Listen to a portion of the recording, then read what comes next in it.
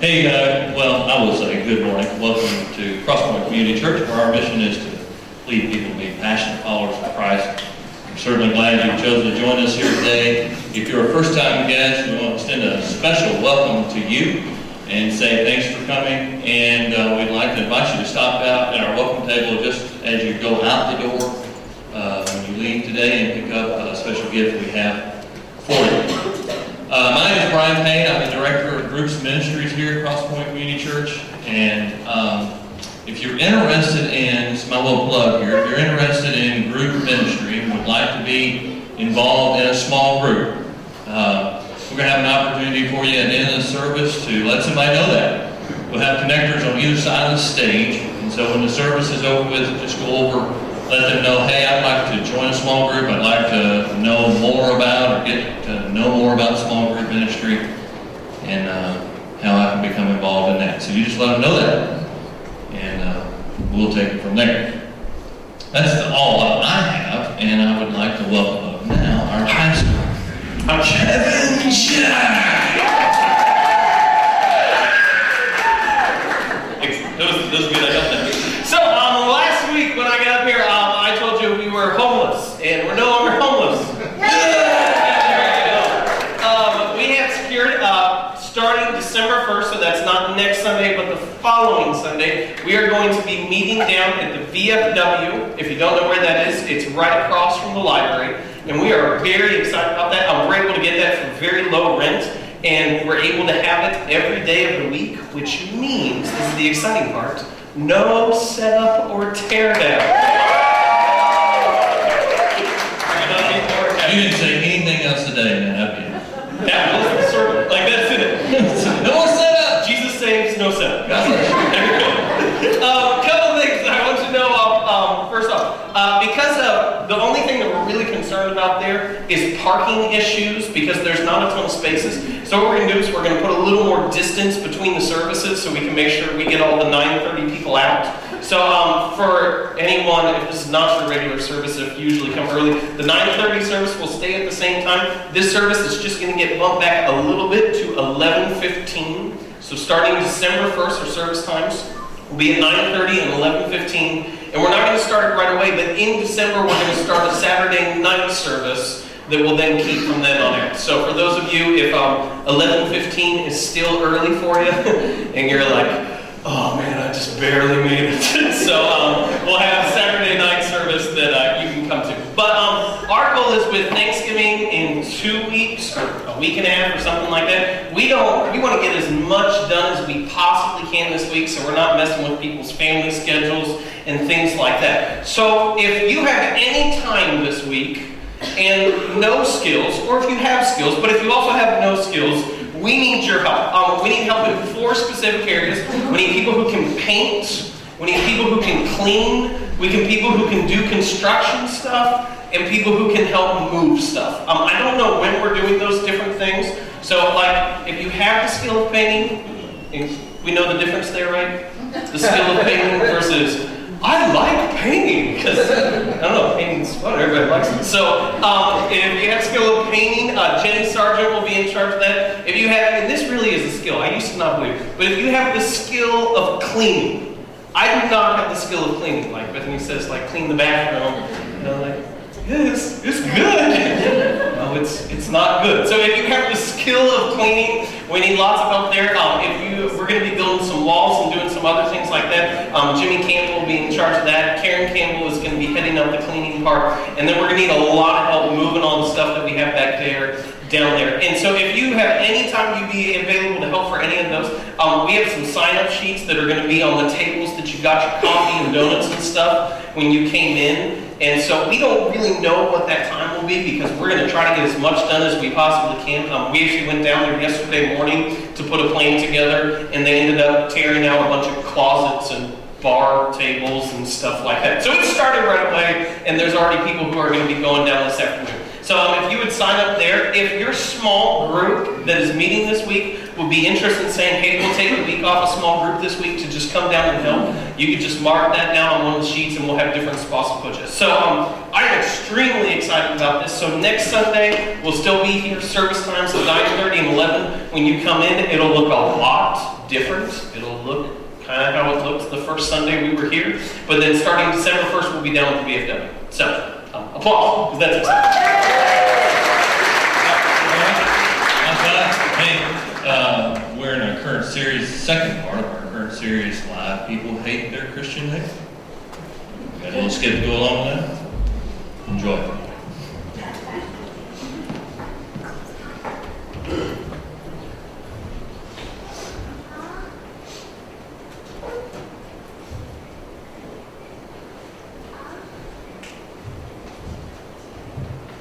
Good to see you at the demonstration today. I think we really reached out and touched a lot of people. I think we were pretty effective in what we did. I think my sign was very effective. You know, I felt effective. I mean, you know, what a better place to reach sinners than at that clinic. I mean, I had all these printed up just to reach that demographic. I passed out 65 of these today.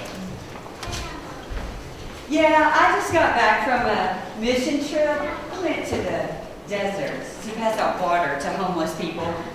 Okay, see, this is the thing I can't figure out. Like, if you were homeless, wouldn't you pick a place to live like that had something like food or anything like that, right? Right? There wouldn't even be homeless people if there were still prayer schools, you know? You should go with me next week. I'm going to the Arctic to pass out hand warmers. Yeah, see, the thing is I'm really just kind of focusing on my own community. I might like to go on that trip. I mean, I'll probably have a pamphlet just for the occasion. Let's see, I got, that's Jesus Take the Wheel. No. We're going someplace hot, and I don't mean, no. Do they speak English in the Arctic? Well, you should go with us next year. Oh no, I couldn't. I'm much too busy with my church activities. And y'all call yourselves Christians. Does anybody know why we're here? My pastor asked me to come. Me too. Well, hello, welcome everyone. Let's go ahead and start our therapy session. What? Therapy? That's asinine. I do not need therapy. It seems that we should take a second look at our effectiveness as Christians. Is that not effective for you? That's effective for me. What are you doing? That's effective. Yes, well, I heard all about your demonstration. Well, Inez, let's start with you. How would you describe your effectiveness as a Christian? Oh, I'm very effective. After all, my whole life revolves around church. Monday night is cottage prayer night. I must start the week off right with my Christian brothers and sisters. Tuesday night is prayer meeting. Wednesday night is ladies' Bible study. Thursday night is ladies' scrapbooking night. Friday night is football alternative night. Saturday is the bazaar social. Sunday is church. Oh, and of course our potluck. Oh, each and every day I feel my righteousness abounds more and more. I can see that. And you reach out to non-believing society how? Oh, our church is open 7 days a week for the lost and the hurting. I think they would like the scrapbooking night, don't you? Well, So cold. you said that you demonstrated your effectiveness as a Christian. What did you mean by that? I thought you would never ask. You know what? I'm not afraid to speak my mind and say it, and I think that God would really appreciate that as well. I think the founding fathers of this country meant for our country to be founded on one motto, and that is in God we trust. And frankly, no one's doing that nowadays. Do you remember last year at the fire hall when they were trying to take the baby Jesus out of the nativity scene? Remember that protest? That was me that did that. And then, remember when they were going to take the 10 Commandments down at the at City Hall? That protest?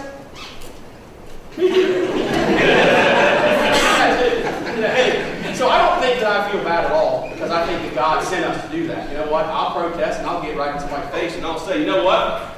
Win, don't sin! Win, don't sin! Win, don't sin! That's in your face.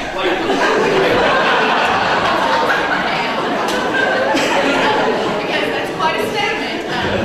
Now, going on to Evan, where do you find your effectiveness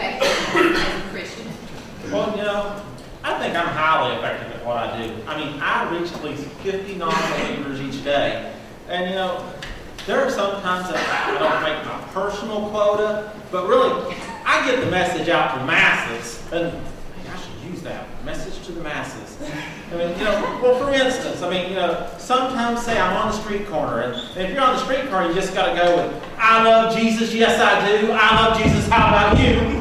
And, well, sometimes I go to church, you know, to the hospital, and to the hospital, well, you know, those people in the hospital, they got to think about things. I mean, time's almost up.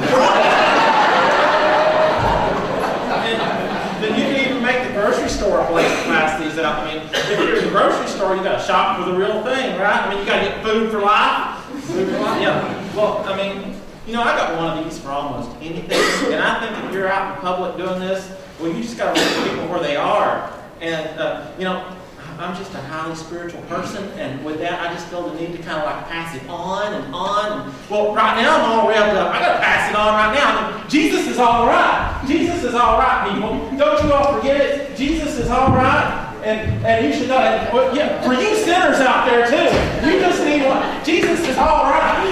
Don't forget that. Well, thank you so much, Evan. I'll get right on that. Seems as though you have a really widespread following. Belinda, how would you rate your Christian effectiveness? Well, I feel like I really relate to the community. I try really hard to be all things to all people. And that by seeing my life and the way that I live it, they will be transformed. Just the other week, group of friends, we went to see the movie Magic Mike, and then actually it was like a major religious experience. Oh my goodness! And then we like went to the demons come out. So back to what you were saying. Then you mentioned church or Jesus. Well, I find that when I mention the word Jesus, or if I mention the word church, then people are kind of turned off by that, and then I lose my effective Christian witness. And so I just try to show them with the way that I'm living, and I don't even have to use words. Well, that's interesting. So, Phila, where do you find your effectiveness as a Christian? Oh, I'm busy doing the real work of God. I mean, you know, I may not be at church real often, but I'm out there taking care of his less fortunate creatures. You know, Jesus told us to take care of the poor and the needy. I was just in the desert last week, going to the Arctic next week, and I've already been on 7 mission trips this year. All of them to third world countries. Jesus told us to focus on the poor and the needy, so that's where I am. Funny you should say that, because next week I'm having a protest. You know that VFW hall we're talking about downtown here? The Christian flag is like half the size of the American flag. We'll protest the crap out of those guys. I would love to, but I don't have anybody who makes over $20,000 a year. Well, now we all have a very diverse look at how Christian are and how Christians have effectiveness. So how many of you have actually led any one of the people that you come into contact with to a personal relationship with Jesus Christ? Well,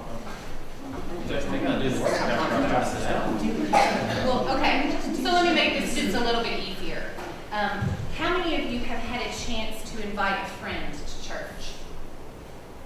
You are protesting. Okay, one more try. How many of you actually have a friend who isn't a Christian?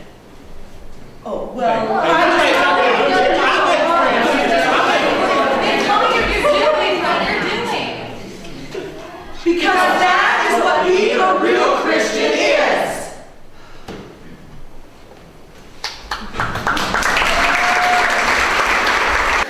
So, this past week, me and my friend Scott Skaggs, we get together every Thursday morning to have breakfast. And when we get together every week to have breakfast, we usually read a book together and kind of go through it and discuss it because we're super cool like that and we have our own 2-man book club.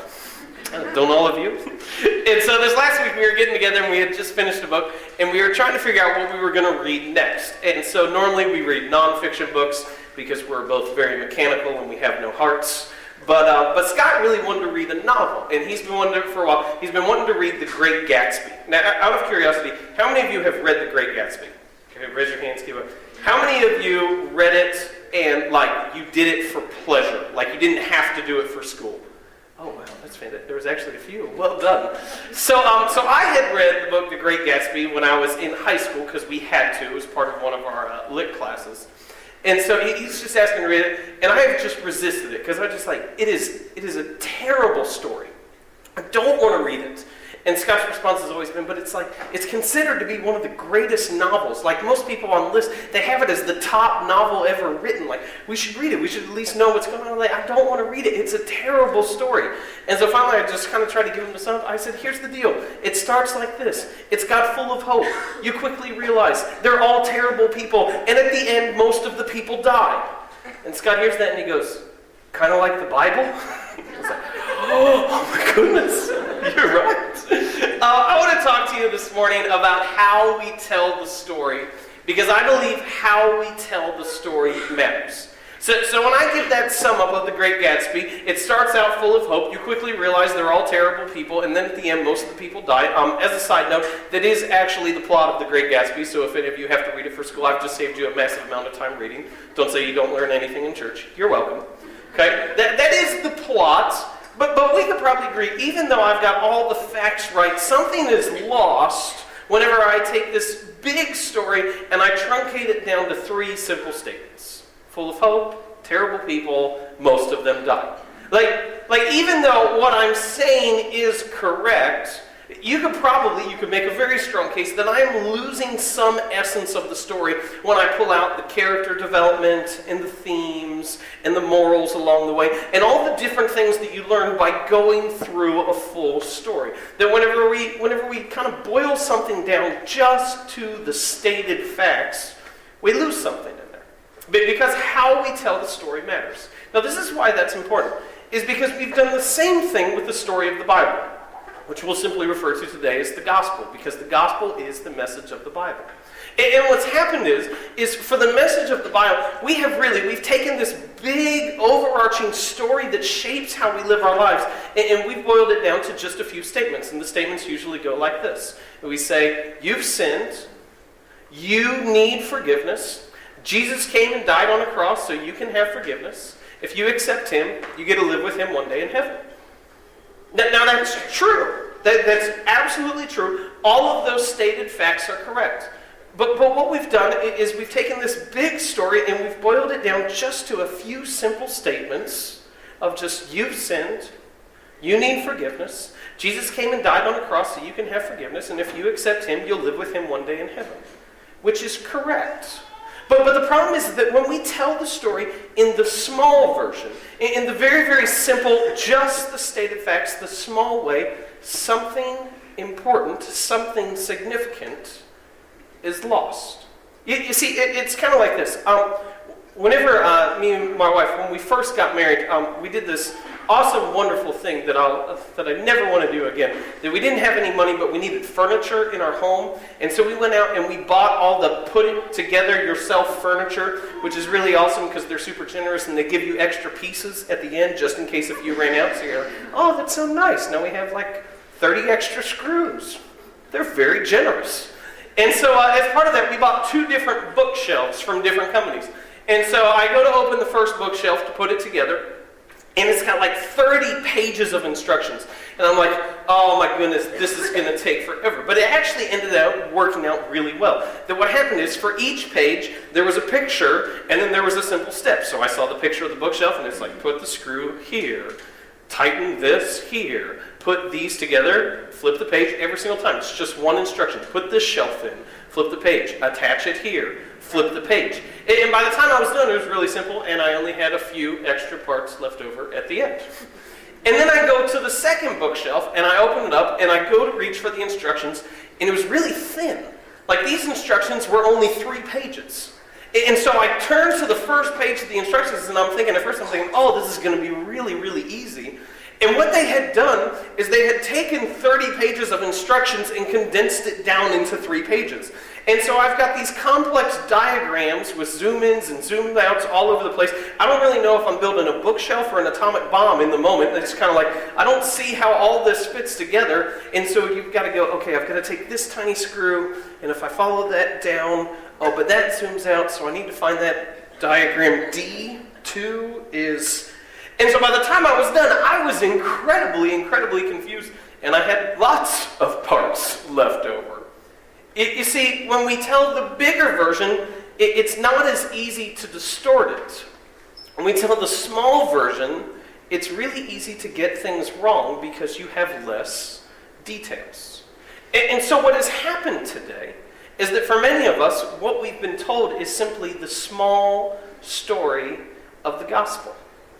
Now, this is what you're told when you're a kid, and it's a good thing that you're told it when you're a kid, because you can't understand the bigger story. Your minds can't grasp what's really happening. And so you need to hear, you've sinned, you need forgiveness, Jesus came, you accept him, you get to go to heaven. But as we get older, we have a need to know the bigger story. When we're only told the small story, it leads to distortions. And that's what they portrayed in the skit. What happens, if I could say it like this, the type of Christians that you get when you're only told the small story. I want to run through these pretty fast. The first kind of Christian that you get is someone who we refer to as the insider. The insider is the person whose life is completely filled with Christian activities. I need to go to this, I need to go to that, I need to go to that. They have a Christian version for everything. Music is great as long as it's Christian music. Movies are great as long as they're Christian movies. T-shirts are great, but they better have a cross on it, otherwise they're not okay. Most of their, in terms of if you're a parent and you're a Christian insider, your entire life is filled with this idea of how you can make the world safe for your children. About the worst word you could say is if something is secular. We don't deal with things that are secular. That's too dangerous, because if our kids listen to music that doesn't have a cross on the cover, then they'll end up in drugs. And that's kind of the line of thought that most people take. The next type of Christian that we get is the cultural warrior. This is the person who believes that it is their number one goal in life to make sure that especially we as a country remember the roots that we were founded on, that we were founded with God as a focus for this country.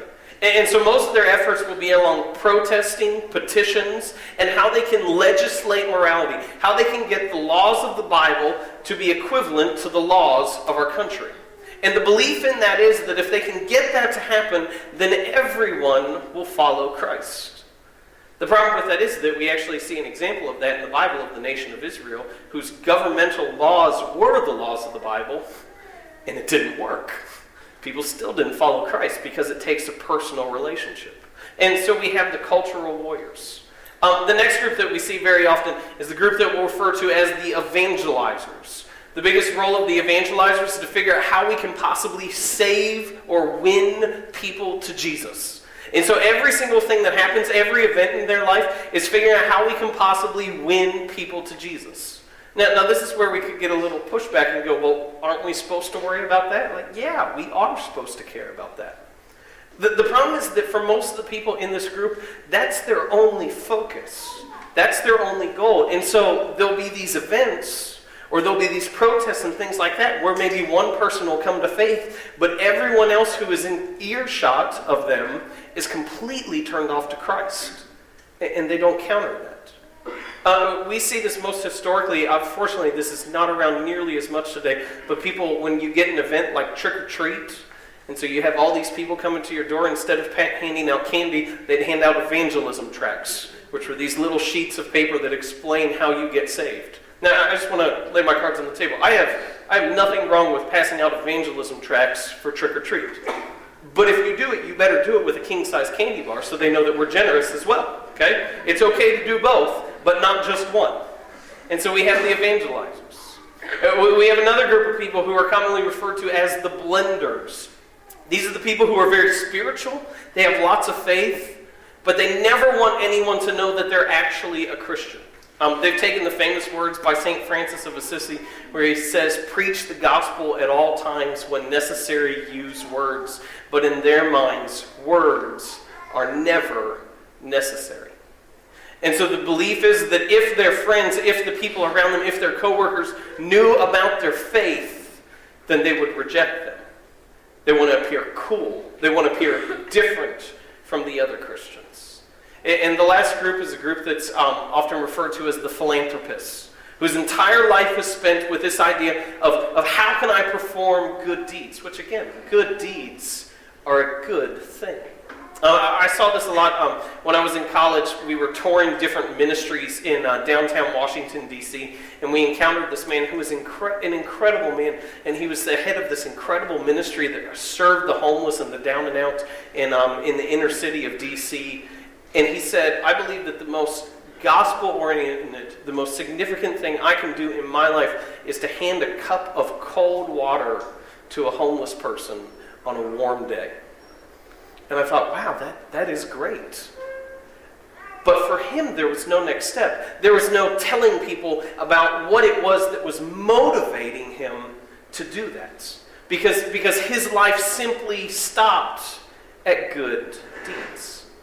Now here's the thing, as you look at these different groups, you may see some of your friends, family members identified with some of these categories. You may see yourselves in some of these categories. And the thing is that for every single one of these, there are good parts of it.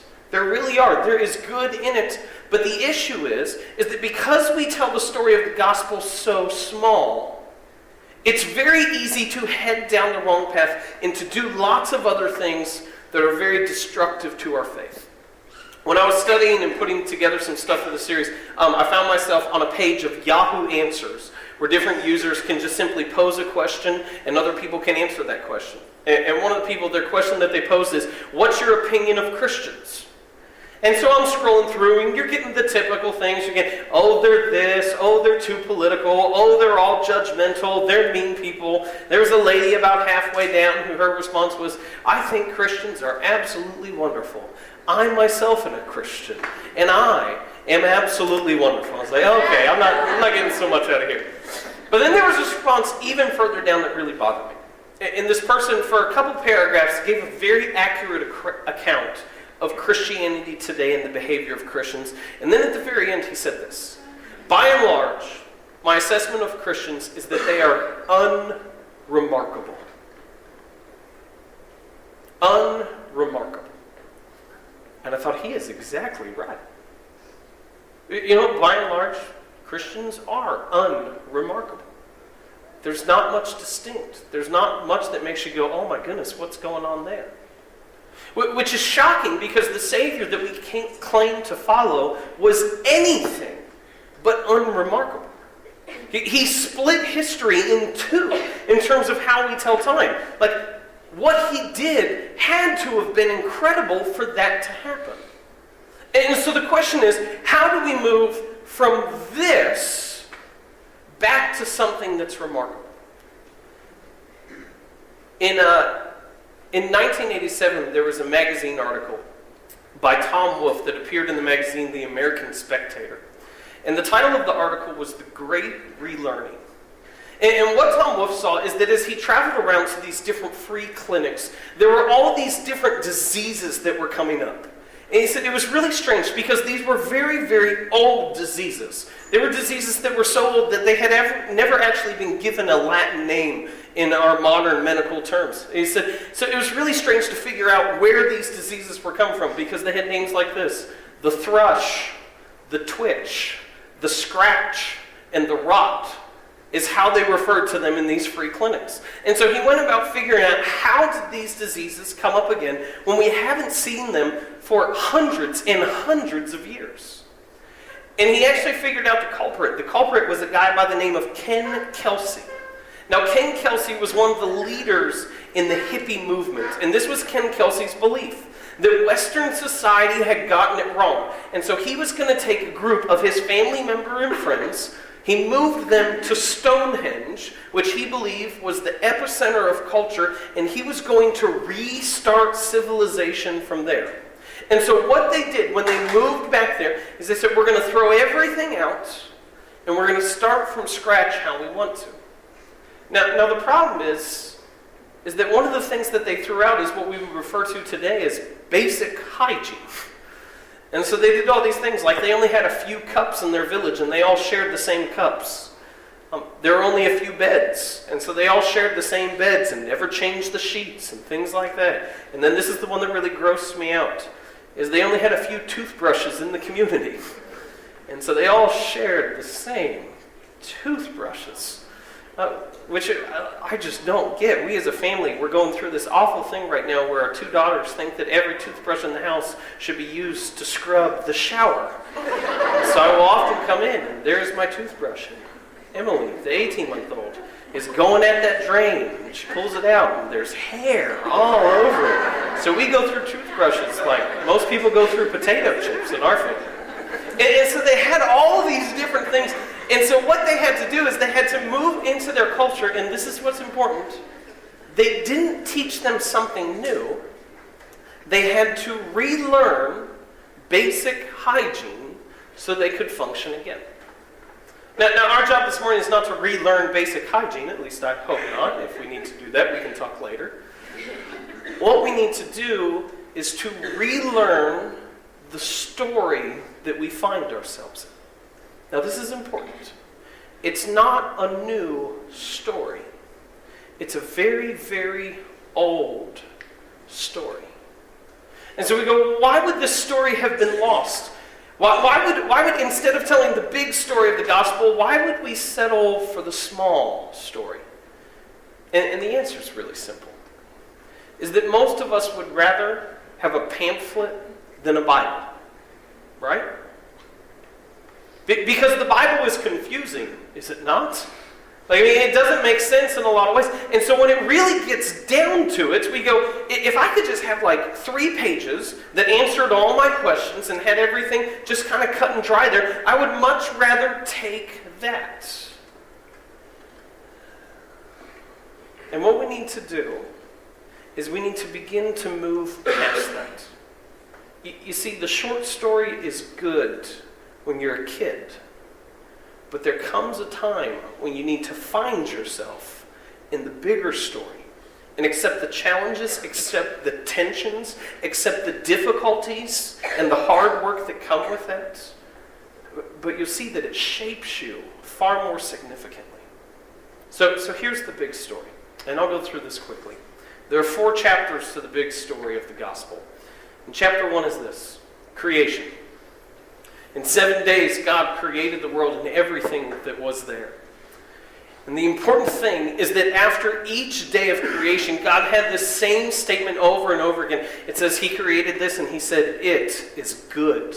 And then He created this and He said, it is good. And He did that over and over again. And sometimes we get in spots today where we think the only good thing about creation was us. And we understand we're broken, we understand that we're sinful, but we almost act like the rest of creation wasn't good. And God said, no, everything that I'm creating is good. And there's this interesting thing that happens in the creation account. We see a connection.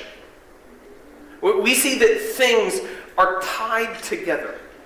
And so it'll say things like, He created the sun, moon, and stars, and then He ties it to the separation of water and earth, which is connected to the plants and the vegetation and the animals, which is connected to people. And so when God creates, He's showing that all these different things that I've created, they're connected and they're all good. But that didn't last for a long time, because chapter 2 is about the fall. When man rebelled against God. When he said, I know what you've said, but I think that I know better. Which shouldn't be shocking to us, because we do the same thing over and over again. I know this is how it's supposed to be, but I think that I know better. And how the Bible tells the story is that when man rebelled against God, when man sinned, it threw creation into turmoil. It took the good of creation, it took everything that was perfect, and it messed it up. And so how it tells the story is that all of a sudden creation was not going to function as it should.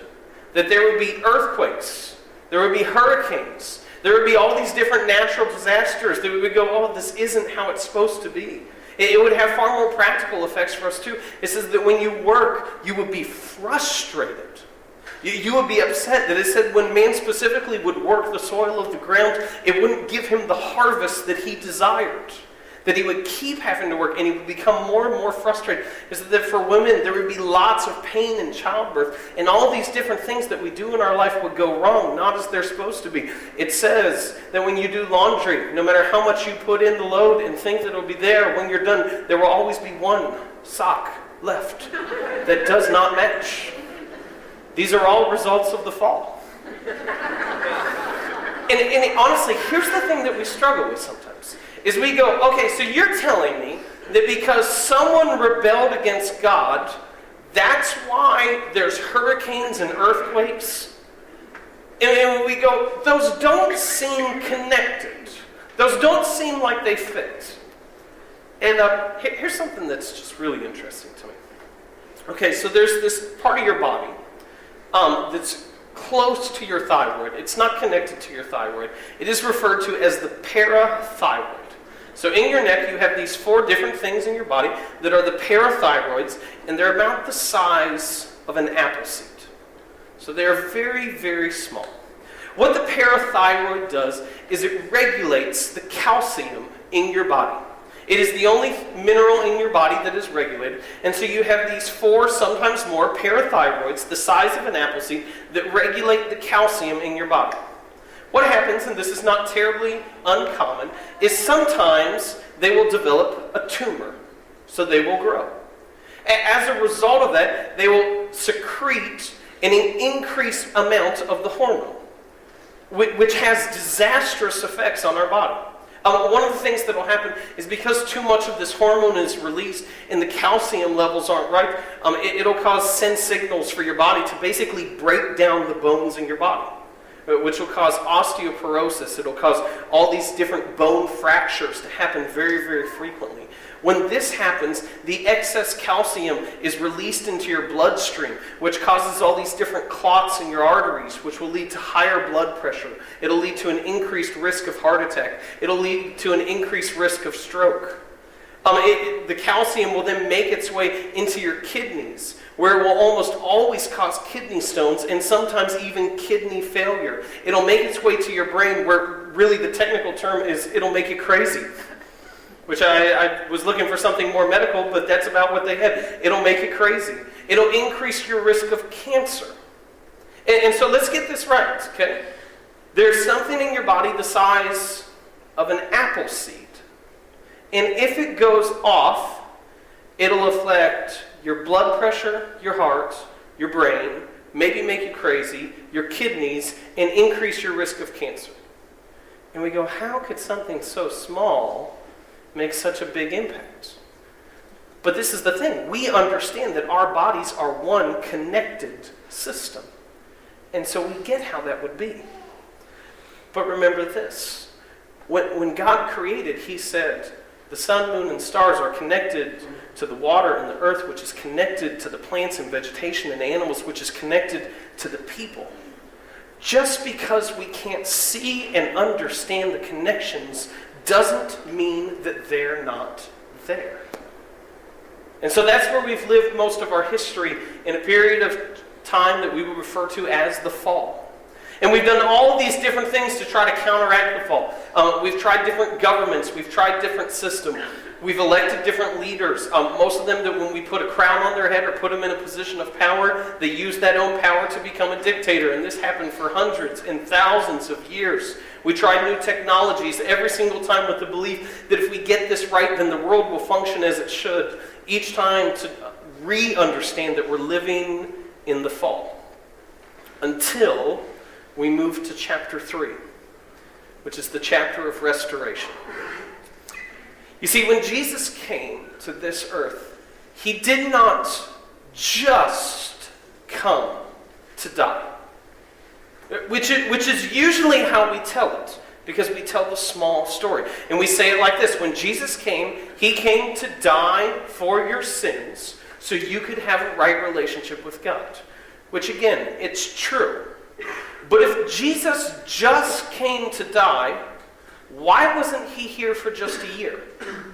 Like why didn't he orchestrate it out in such a way that he could come quickly, be crucified, and go to heaven because his work was done? What we see is he is on earth for about 33 years. So why all the extra time? And the answer is because Jesus was beginning the work of restoration. You see, in the Bible we have all these things that we refer to today as miracles. Often in the Bible they're referred to as signs. Signs of how the world was meant to be. And so we'll see that there will be a blind man and Jesus will heal him.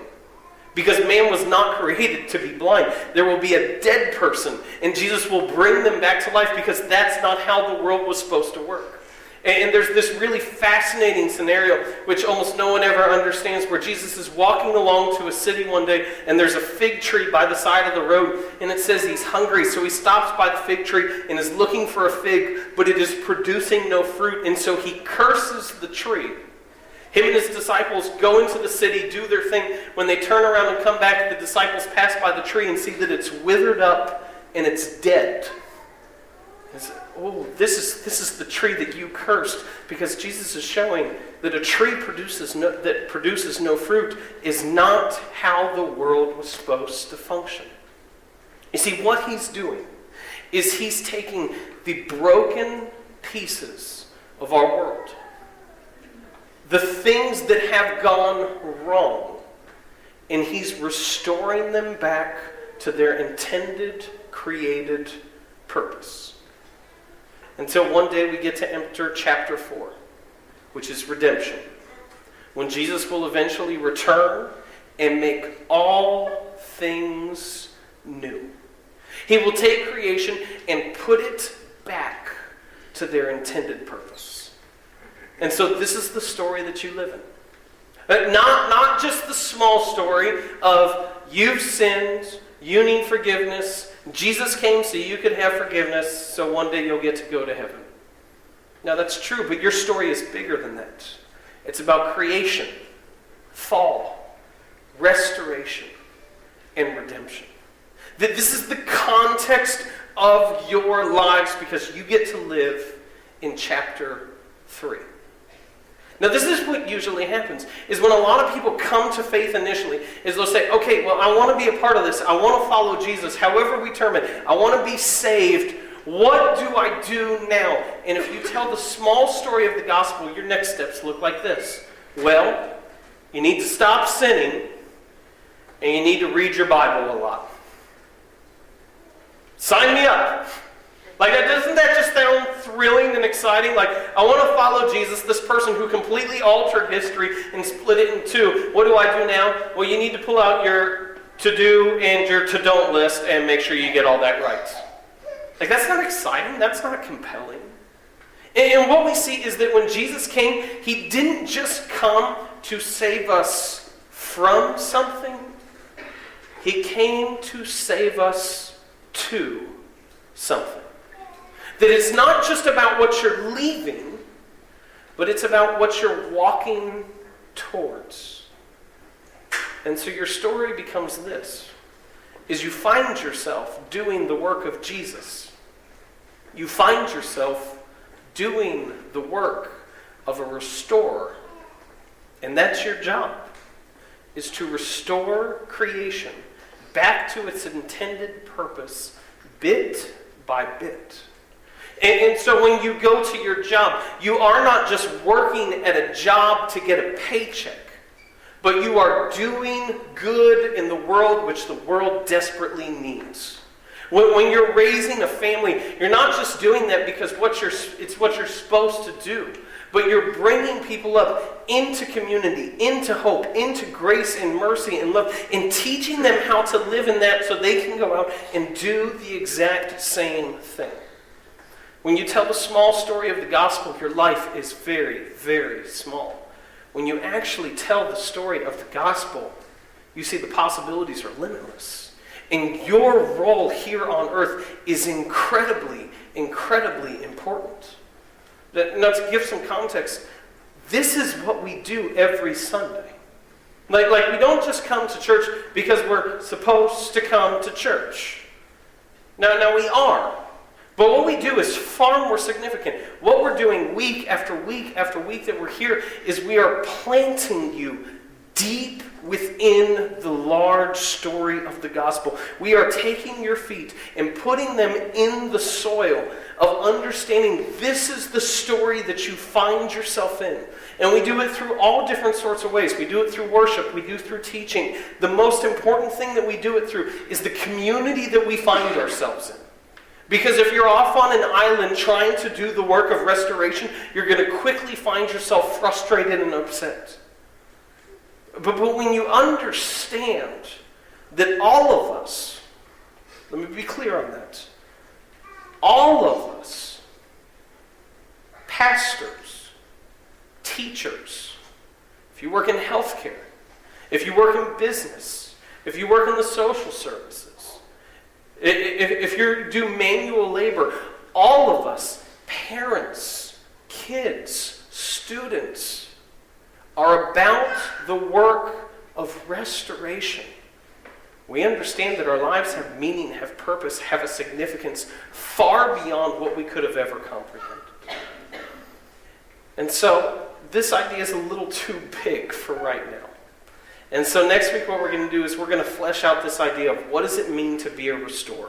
Well, what does it mean to actually live my life? What does it look like to live my life with the primary focus on restoring creation? But first what I want to do is I want to give you one example of someone who's doing just that.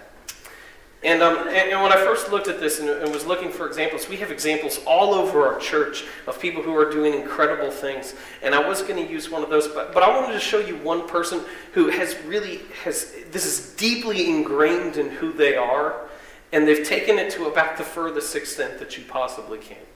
And so we're going to watch a video of a guy by the name of Scott Harrison, who has a foundation that's called Charity Water that takes clean drinking water to the people in the parts of the world where they can't access it.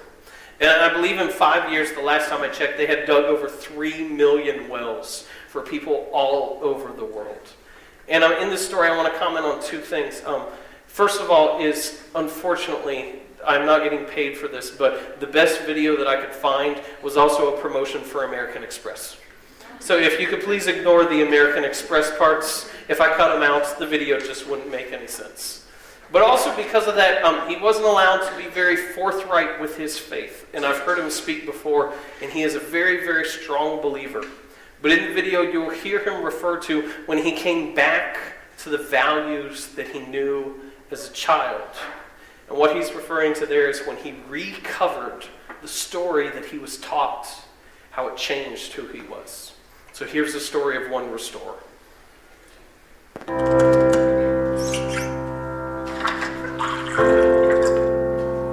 It seems so simple to me that we should live in a world where everyone has clean water to drink. And I don't understand how, we can put people on the moon, we can build multi-billion-dollar skyscrapers, but yet 800 million people don't have access to something so basic. I'm Scott Harrison from Charity Water, and I'm a member of the Passion Project. When I started Charity Water, I had come to the end of a very selfish 10 years promoting nightclubs and realized that I was really one of the most deeply unhappy people that I knew. And I started trying to find my way back to the values that I had as a kid. I learned about the global need for clean drinking water, and I decided to try to do something about it. I launched Charity Water on my 31st birthday, and for people in the nightclub business, it's that one night where you can just call in all the favors. You can get pretty much everyone you know to come to your birthday party. And this time, instead of making money off the event, I just asked all my friends to make a donation, and then promised to show my friends what their money actually accomplished. These women coming with the jerry cans, where are they going right now? They are following us to the river. I've seen water so dirty, water you wouldn't let your dog drink. Often kids will be walking 3 or 4 hours a day for water that makes you sick. What fuels my passion is the sense of possibility. I just got back from a region where we've given almost 1 million people clean water. And I watched as a cherry water drill hit water at about 170 feet.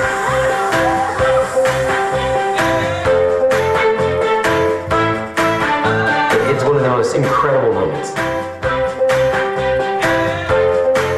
But there are tens of millions of people around the world in need. They have heard about what's happening, and they're waiting. They're waiting and they're walking. What started out with my birthday has now turned into a movement. People around the world giving up their birthdays for something as simple as clean drinking water. We're excited to work with American Express to get the word out to even more people, both to spread awareness about the global need for clean water, and also to tell people how the birthday movement is really making a difference. American Express has made a generous donation that can help up to 2,500 people get access to life's most basic need, but there's still so much more to do. You can get involved by pledging your next birthday for clean water. Thank you again for joining us this morning. I just pray that this week that God continues to shape and mold you into the people that He wants you to be. Join us again next week where we'll go deeper and learn how to become restorers of Christ. Hope you have a great day, and you're dismissed.